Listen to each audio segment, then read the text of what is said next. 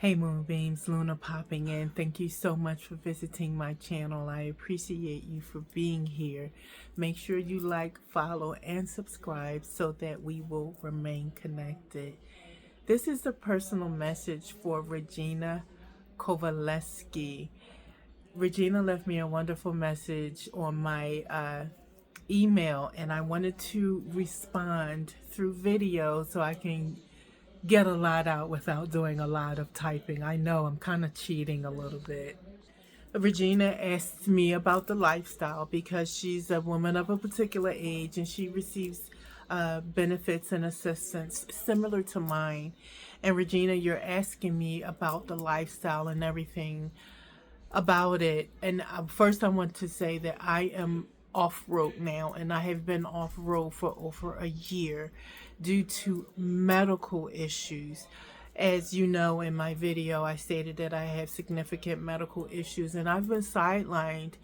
And I am currently recovering from a right hip replacement that I had in January, and I'm pre-op for the left hip replacement, so that I don't expect to be back on the road by the end of the year, not at all. But even with that, even once I'm healthy and strong again, the state of this country has me greatly concerned about several issues regarding living the lifestyle. There have been significant changes made to the LTVAs and to the nomad lifestyle in general. So you have to look up and research about that because they're not making it easy. It's almost as if it's being homeless or being a nomad has become criminalized. So depending on what state you're in, that will make a really big difference. I'm in the Southwest. I'm in Arizona. And we have the LTVAs, which are the long-term visitor areas, where you can stay year-round, but the price is supposed to take a significant hike.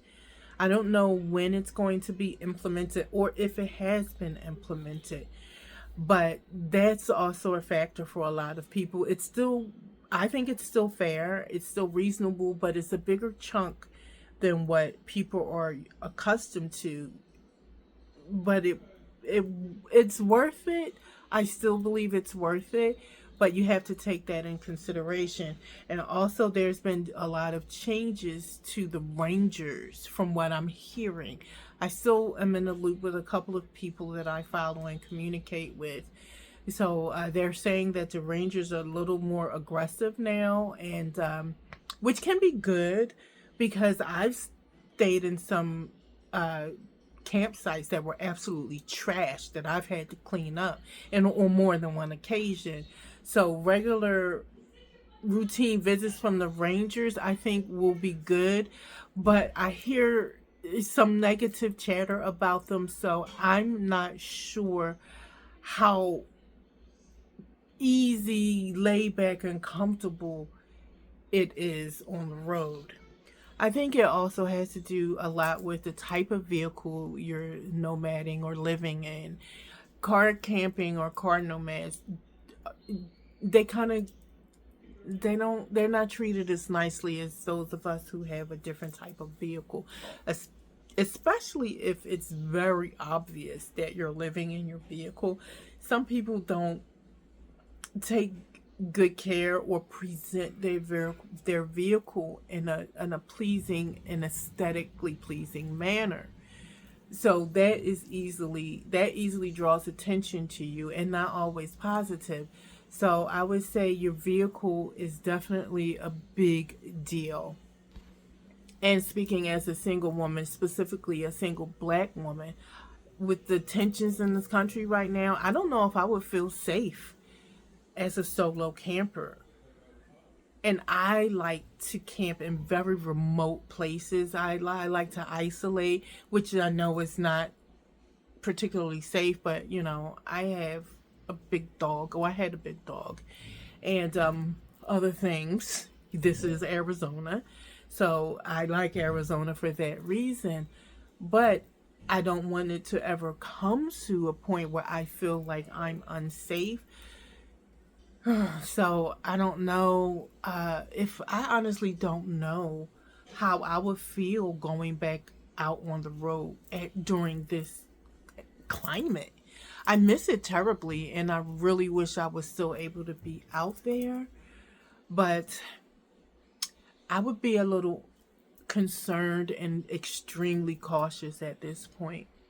And by the way, the gentleman's name that you were referring to is Bob Wells. That's the gentleman who interviewed me, and the Home on Wheels Alliance organization, which is what he founded. You should follow them on.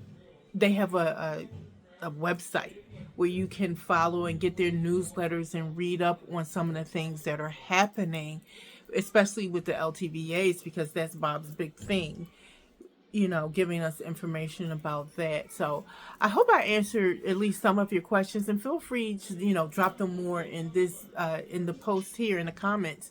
That way we can have a ongoing conversation, you and I, or anyone else. This is not only for Regina, but it's specifically for her, but it's not only for her. Anybody can chime in, and I hope that you do. I hope that helped, Regina. Thank you so much for reaching out. I appreciate you, and I really miss the lifestyle more than you could even imagine. Peace, love, and blessings. Luna out.